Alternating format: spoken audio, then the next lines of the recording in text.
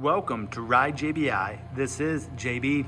Today I am in the middle of installing our JBI suspension WP AER Pro Fork kit inside of a 2022 KTM 450SXF.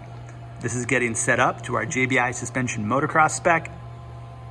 What we're looking at right now is the mid-valve component of the WP AER fork.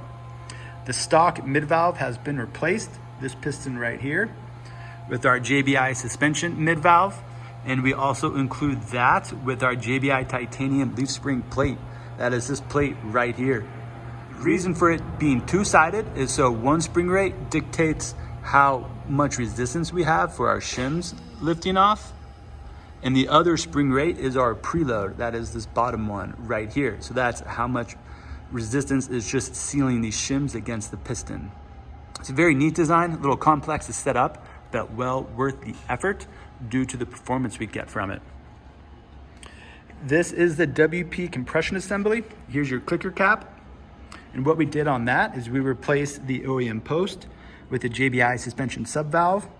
That is this piece here in the red. Let's see if we can get a better view of it. And we also revalved the specs to match that. So now inside our WP AER air fork, we have added a sub valve and improved the mid valve. So what we have done here is we've added some key parts that are commonly found in KYB A-kit and Showa A-kit forks. The addition of these parts is going to really improve the damping efficiency of this fork. By doing that, you can expect the fork to be plusher on small bumps and have better bottoming on big jumps. So it's a nice overall improvement. This kit is also available as a do-it-yourself install kit, which you can purchase from ridejbi.com. Each kit is custom built to order. You tell us how you ride, where you ride, the year, make, and model of your bike, and we're gonna build up one of these kits specific to you, and then you install the parts yourself. More details of that on ridejbi.com on both the DIY kit and also this Pro Fork service.